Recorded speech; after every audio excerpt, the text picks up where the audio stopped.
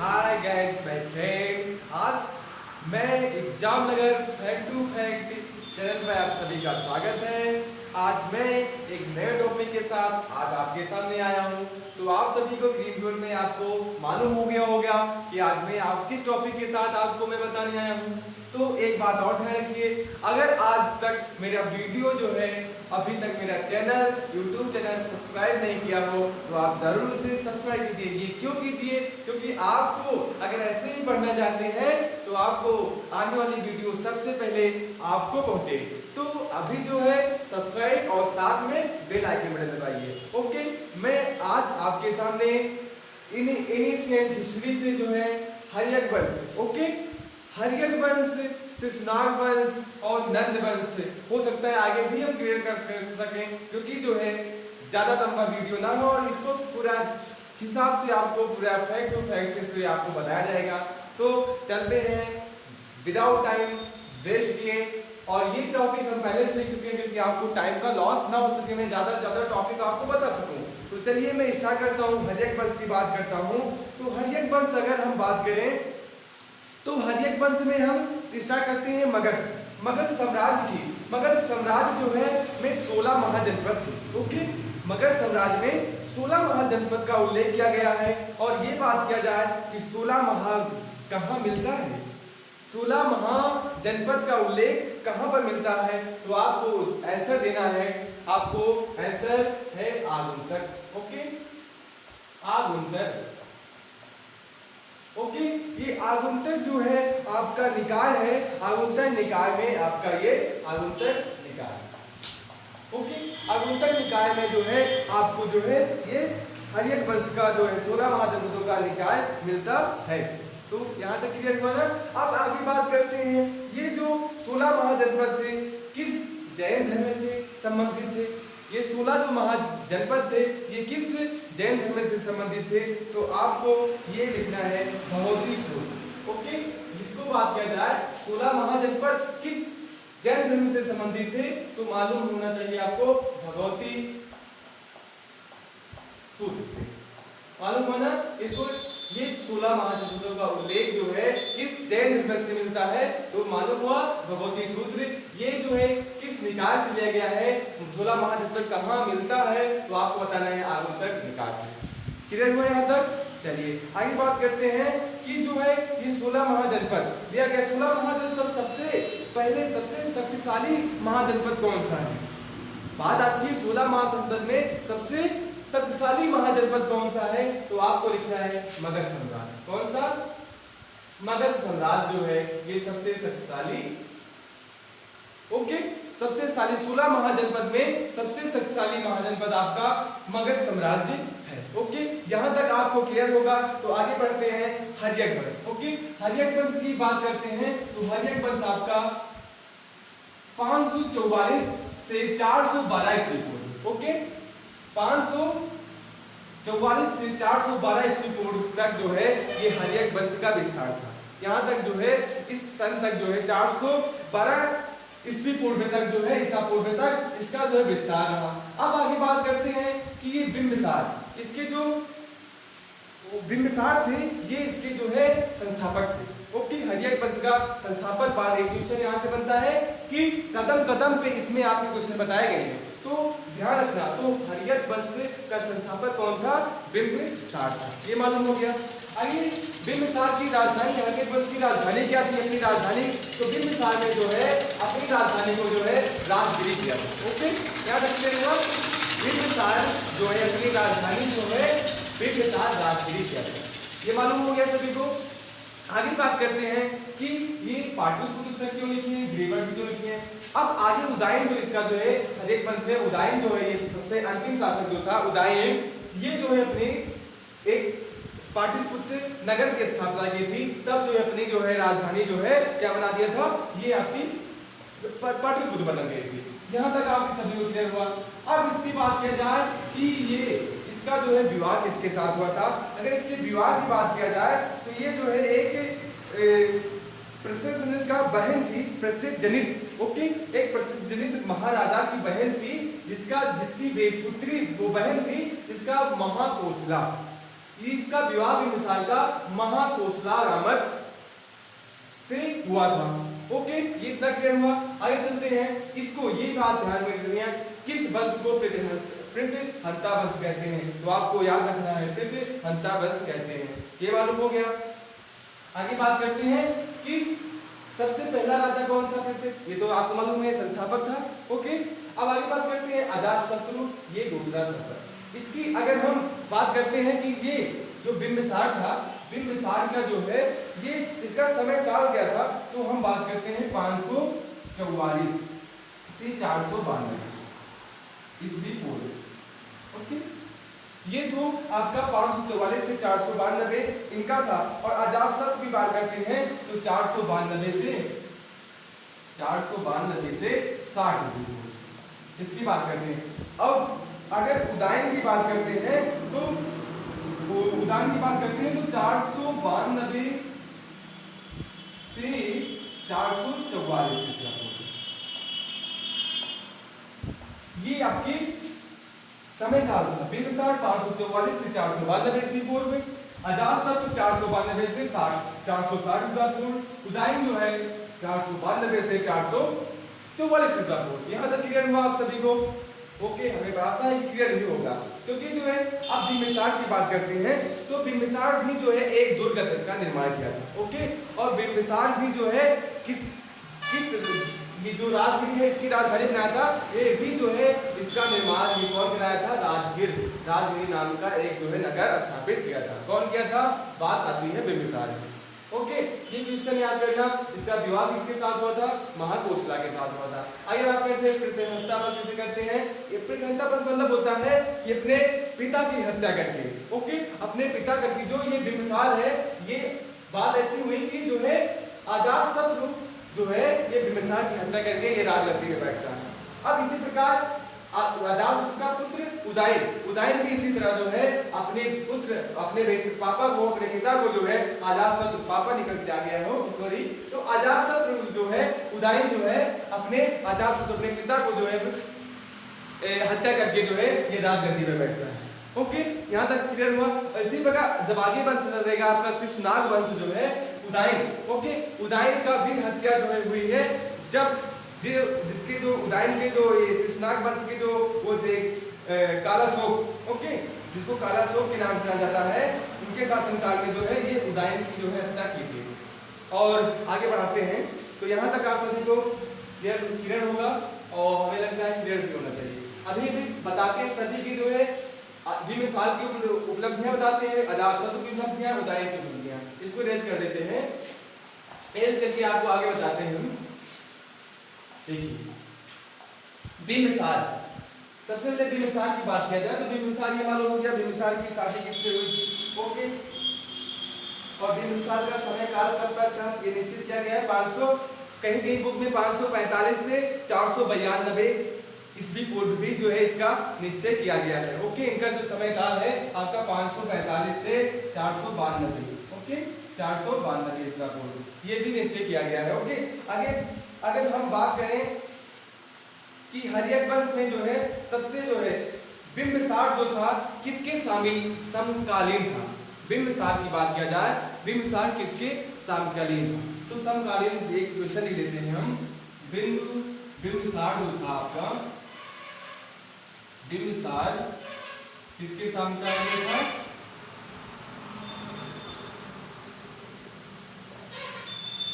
ये आपके बौद्ध, ओके, ये जो है आपके बौद्ध सिक्के समकालीन। ये क्वेश्चन पूछा जाता है कि बिंबिसार किसके समकालीन था। ये उपलब्धियां हैं हर्यक वंश के जो राजा थे उनकी उपलब्धियां हैं। ओके, इसी प्रकार अगर बात की जाए इसकी जो राजधानी थी ये क्या थी, बिंबिसार की राजधानी बात की जाए तो यह थी राजगिरी।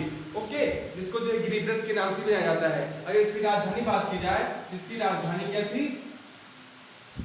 बिंबिसार जो अपने शासनकाल में इसकी राजधानी थी गिरिब्रज या राजगिरी। ओके, राजगिरी। यहाँ तक आप सभी को मालूम हो गया ना। अब अजातशत्रु की बात की जाए, अजातशत्रु था क्योंकि इसकी जब बिंबिसार की हत्या करके अजातशत्रु जो है शासन पर बैठा, गद्दी पर बैठा, तब जो है अजातशत्रु जो है एक दुर्ग का, अजातशत्रु जो है जल दुर्ग का निर्माण कराया, जल दुर्ग का निर्माण। ओके, ये उपलब्धियां, ये पूछा जाता है कि जल दुर्ग का निर्माण किसने करवाया था, तो आपको बोलना है अजातशत्रु।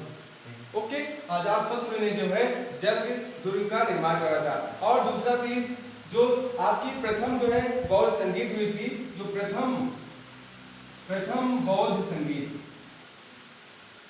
ओके, प्रथम बौद्ध संगीत,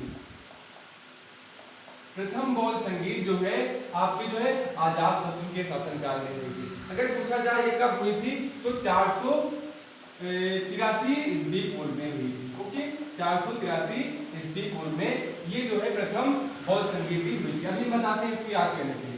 ओके, इसको याद करने के लिए अभी मैं आप सभी को बताता हूँ उसको याद कैसे किया जाता है।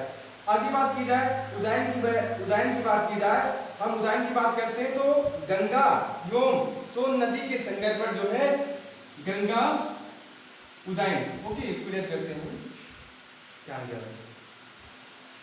वाला काम गया।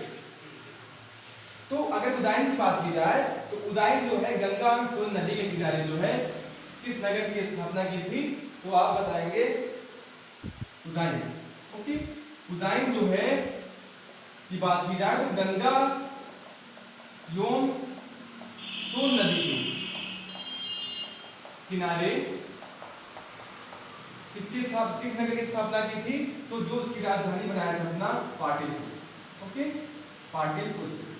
पाटलिपुत्र की स्थापना की थी, पाटलिपुत्र नगर का स्थापना किया था। यहाँ तक क्लियर हुआ। चलिए आगे हम बढ़ते हैं उदयन। अब आगे बात करते हैं जब उदयन की जब हत्या हो जाती है।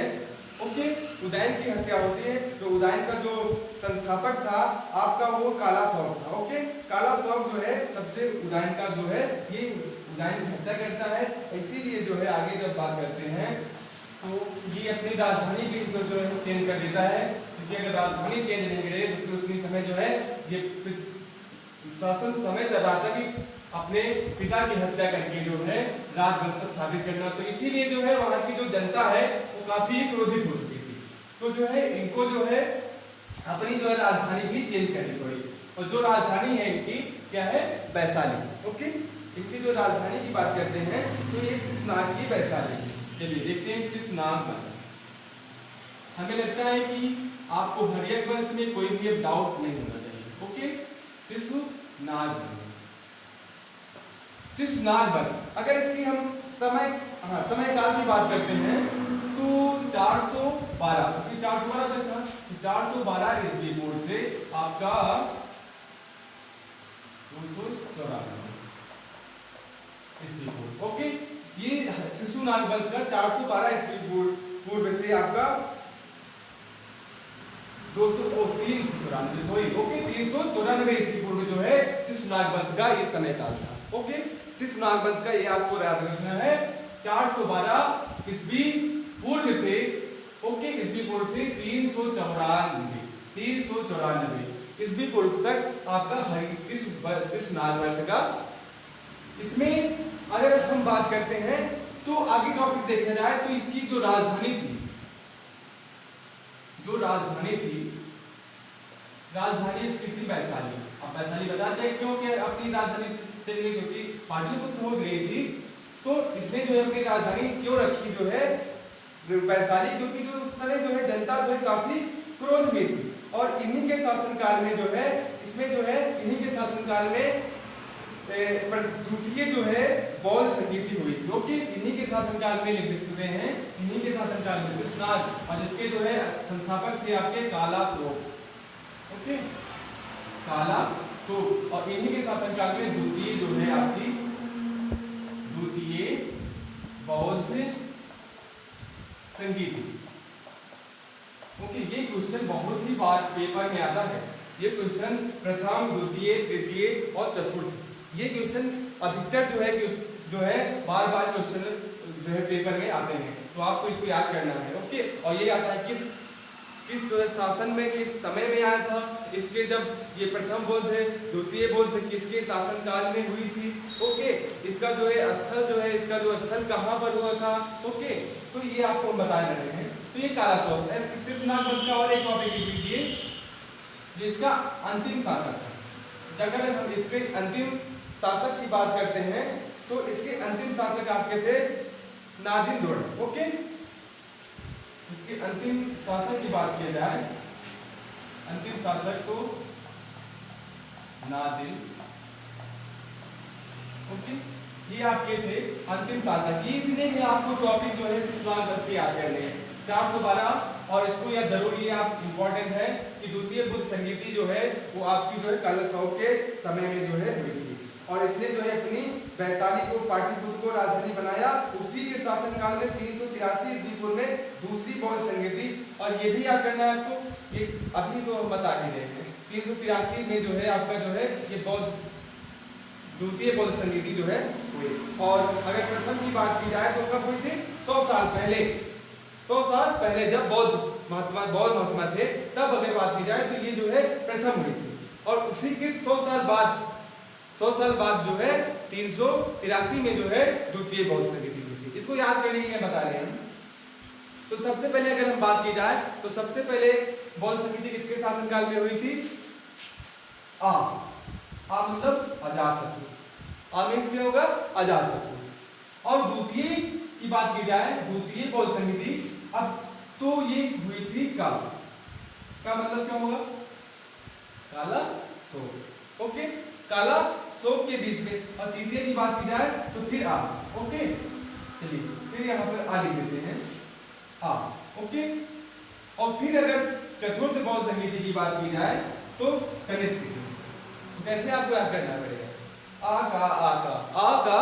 का पहली अजातशत्रु, दूसरी बौद्ध संगीति आपकी काला शोक, और तीसरी आपकी अशोक, चौथी आपकी बौद्ध संगीति हुई थी कनिष्क, जो कहाँ का राजा था, कश्मीर का राजा था। ओके, अब आगे बात की जाए कि जो है ये अजातशत्रु की जब प्रथम जो है बौद्ध संगीति हुई थी ये किसके जो है शासनकाल में हुई थी, तो अजातशत्रु के शासनकाल में हुई थी। अगर बात की जाए कब हुई थी तो 483 ईस्वी पूर्व। ओके, और इसी समय इसको ऐसे कैसे याद करो, जब महात्मा बुद्ध का जन्म हुआ था तब जो है ये जो है 483 में। और दूसरा याद करना है आपको 100 साल बाद जो है 383। ये दोनों तो याद करने में कोई डिफरेंट प्रॉब्लम तो होगी नहीं। या अगर इसकी बात की जाए इसके अध्यक्ष कौन थे, तो इसके जो महाकश्यप जो है, महाकश्यप को जो है इसका अध्यक्ष बनाया गया, महाकश्यप। ओके, महाकश्यप को इसका अध्यक्ष बनाया गया। ओके, आगे बात की जाए कि काला शोक जो द्वितीय बौद्ध संगीति की महाकश्यप किससे बनाया गया था, इसको अध्यक्ष किससे बनाया गया था, तो सुदु काशी। ओके, सुदु काशी। ओके, सुदु काशी को जो है 383 में जो है ये आपका बनाया गया था प्रथम द्वितीय बौद्ध संगीति के लिए अध्यक्ष है, ये भी इसके अध्यक्ष है। अगर अशोक के शासनकाल में अगर पूछा जाएगी कि तृतीय किसकी बीच में हुई थी, थर्ड वाली, तो आप बताएंगे कि अशोक के शासनकाल में। ओके, ये अशोक के शासनकाल में हुई थी। अगर पूछा जाए कब हुई थी तो ये 251 में हुई थी। ओके, 251 ईस्वी पूर्व में क्लियर हुआ। 251 ईस्वी पूर्व में अशोक के शासनकाल में तृतीय बौद्ध संगीति हुई थी। ओके, आगे बात की जाए तो ये कब और कनिष्क। ओके, कब और कनिष्क। तो कनिष्क जो है ये 201 में हुई, 201 में। और अगर इसकी जो अध्यक्ष थे इसकी बात की जाए तो कनिष्क के अध्यक्ष थे वसुमित्र। इस समिति के अध्यक्ष कौन थे, वसुमित्र थे। अगर इसकी तृतीय की बात की जाए तो मोगली पुत्र त्रियक थे। मोगली पुत्र तृतीयक। ओके, मोगली पुत्र तृतीयक जो है इसके अध्यक्ष थे। अब मालूम हो गया आका और ये मालूम हो गया कि कब हुई थी, तो ये 483 में हुई थी जब महात्मा बुद्ध का जन्म हुआ था काल, और इसका मतलब काला शोक। इसका शासन का जो शासन काल था वो शासन कर रहे थे इस समय द्वितीय बौद्ध समिति में 383 में हुई थी। 100 साल बाद सुदूर काशी इसके अध्यक्ष थे। आइए बात की जाए कि अशोक के समय में ये तृतीय जो है बौद्ध समिति हुई थी, अशोक के समय 241 ईस्वी पूर्व में। ओके, और का जो है कनिष्क कनिष्क जो कि कश्मीर का राजा था 201 मतलब कि 201 ईस्वी पूर्व में हुई थी। और इसके जो है आपके वसुमित्र थे और द्वितीय के जो है आपके मोगली पुत्र थे। यहाँ तक आप सभी को क्लियर होगा। आई होप हमें आशा है कि आपको क्लियर भी होगा, क्योंकि आपको सारी चीजें जो है टॉपिक वाइज कदम के कदम, क्योंकि इसमें कदम पर कदम आपके क्वेश्चन बन रहे हैं। ओके, तो ये चीज आपको मालूम होगा। ओके, हमें आशा भी है। तो चलिए आगे हम बात करते हैं, इरेज करते हैं इसको जो है नंद वंश की। ओके, तो जब भी आप जो है पढ़ना बैठे तो आप सभी लोग जो है नोट बनाते चले, क्योंकि यहाँ पर हर चीज जो है आपको एक एक चीज बताई जा रही है, तो आप नोट जरूर बनाते चले। और उसको जो है वीडियो को जो है पूरा देखिए, ना कि स्किप करके देखिए। ओके, क्योंकि इतना जो है आपको डीपली से आपको हमें नहीं लगता कहीं से और कहीं क्लास मिलेगी। ओके, तो आप इसको जो है ध्यान से जो है इसको देखिए। चलिए आगे बात करते हैं नंद वंश।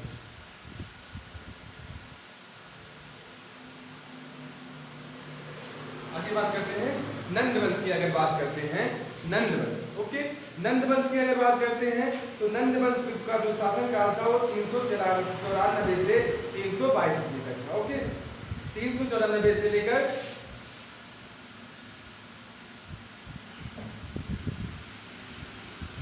394 से लेकर 322। ओके, ये आपके नंद वंश का शासन काल जो था आपका 322। जिस समय जो है इसी समय जो है सिकंदर भारत पर जो है इसी समय जो है सिकंदर जो है भारत पर पहला आक्रमण किया था। और के जिसमें राजा पोरस के साथ जो है उसने जो है लड़ाई की थी, जिसे हम आज बोलते हैं, जिसको जो है hide speed, okay, hide head speed युद्ध के नाम से जाना जाता है। ओके, ये आप क्वेश्चन भी आता है कि जो है हाई, ओके, क्या हाई स्पीड, ओके, को जो है ये युद्ध जो है ये किसके शासन काल में हुआ, तो आपको बताना है नंद वंश के शासन काल में हुआ था। तो आपको बोलना है कि हाइड स्पीड, जिसे हम विशिष्टता का युद्ध भी कहते हैं, विशिष्टता, ओके, विशिष्टता के युद्ध भी कहते हैं, ये किस शासन काल में हुआ था, तो ये जो है आपके नंद वंश शासन के काल में हुआ था। ओके, ये आपको याद रखना है, जिसमें जो है किसके किसके बीच में हुआ था, सिकंदर और पोरस के बीच में हुआ था। ओके, सिकंदर और पोरस के बीच में हुआ था, सिकंदर और पोरस के बीच में ये शासनकाल हुआ था। ओके, यहाँ तक क्लियर हुआ। आगे बात करते हैं, इसको रेट करते हैं।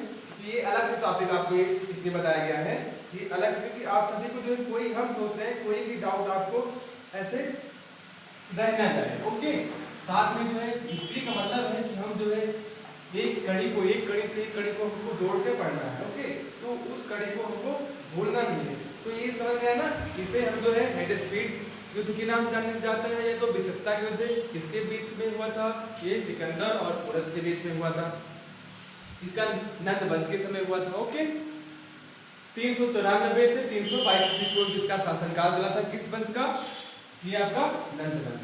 अगर हम नंद वंश की बात करते हैं तो नंद वंश का जो संस्थापक था ये कौन था, महापदानंद।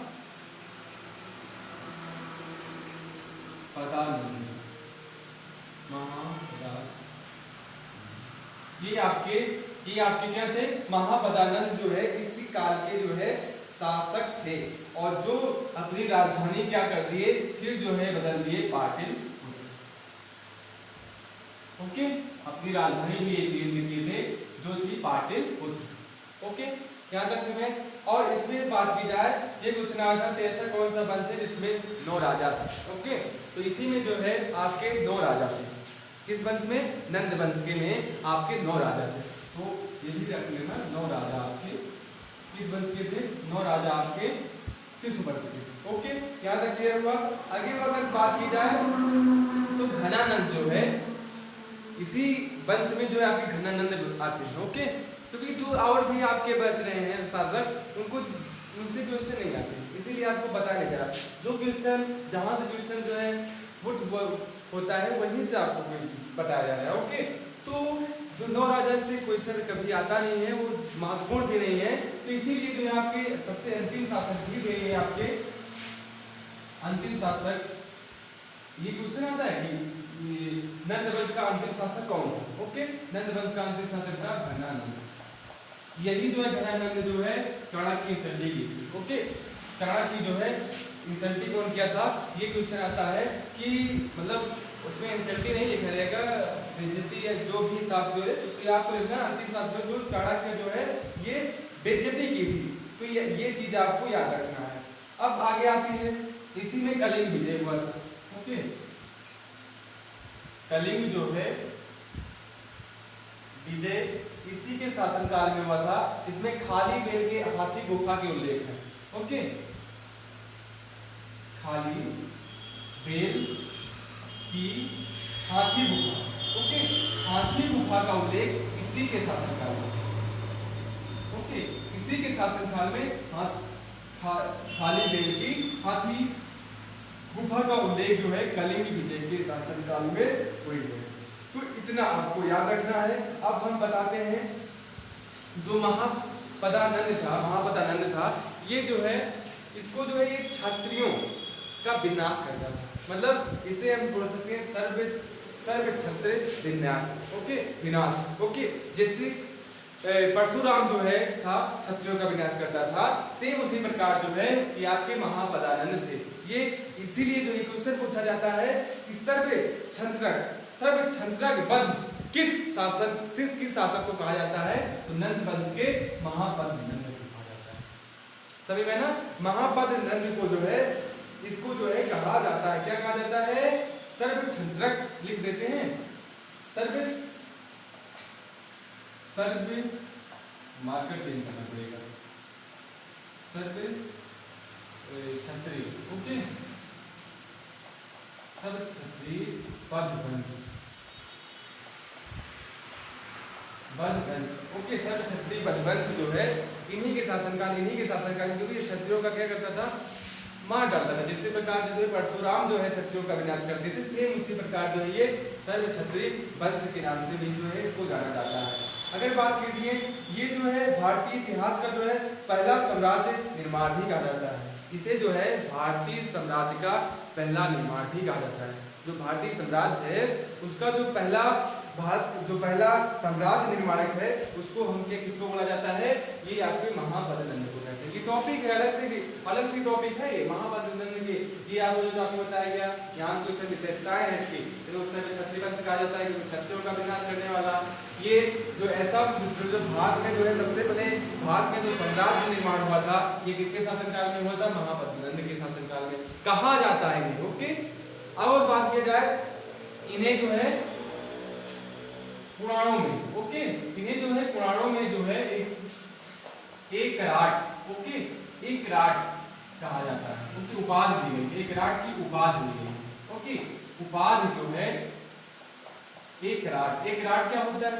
ओके, एक कराट मीन्स होगा कि ऐसा राजा जो है जो अपने भारत का साम्राज्य स्थापित किया हो, मतलब ऐसा राजा जो भारत का साम्राज्य स्थापित हुआ उसे ही एक राज बोला जाता है। मतलब एक ही राज, एक राष्ट्र में एक राजा, तो आपके महापद्नंद को कहा जाता है। ये पुराणों में कहा जाता है। ओके, और बात की जाए ये क्वेश्चन आता है कि घनानंद किसके शासनकाल के हैं? ओके, ये क्वेश्चन पूछा जाए तो भी बताया मैं, घनानंद आपके नंद वंश के शासनकाल के। ओके, इसी के शासनकाल के जो है आपके ये क्वेश्चन पूछा जाता है कि घनानंद किस शासनकाल में थे? तो ये आपके नंद वंश के शासनकाल के थे घनानंद। ओके, कंफ्यूजन होता है। ओके, जैसे बिंबिसार और बिंदुसार में कंफ्यूजन होता है। ओके, बिंबिसार और बिंदुसार, बिंबिसार जो आपके बताया गया ना हर्यक वंश का संस्थापक था। ओके, हर्यक वंश का संस्थापक था ये जो है, और बिंदुसार जो है याद नहीं आ रहा है। ओके, बिंदुसार। ओके, तो ये जो है आपका करना है। आगे बात की जाए, इन्हें जो है उग्रसेन की उपाधि भी दी गई थी। एक राग के साथ जो है एक राग की उपाधि जो दी गई थी और उन्हें जो है उग्रसेन, ओके, उग्रसेन की उपाधि दी गई थी, उग्रसेन की उपाधि दी गई थी। ओके, उग्रसेन क्योंकि एक उग्रवादी नेता था, थोड़ी नेता नहीं, एक शासक था। ओके, यह एक प्रकार का उग्रवादी शासक था, इसीलिए जो है इसे उग्रसेन की उपाधि दी गई थी। आगे बात किया जाए तो इसे जो है 326 ईस्वी पूर्व में उत्तर पश्चिम में, अभी तो बताया ही है। ओके, जो 300 आपके 26 ईस्वी पूर्व में जो है आपका 326 ईस्वी में वो सिकंदर और पोरस का युद्ध हुआ था ना, सिकंदर और पोरस का युद्ध, वही चीज बता रहे हैं कि 326 ईस्वी पूर्व में 326 ईस्वी पूर्व में जो है आपका सिकंदर और पोरस के बीच हुआ, जिसके हाई स्पीड युद्ध के नाम से, विकसता के युद्ध के नाम से जाना जाता है। तो टाइम क्योंकि ओवर हो चुका है तो हम टाइम दे देते हैं, टाइम ओवर हो चुका है।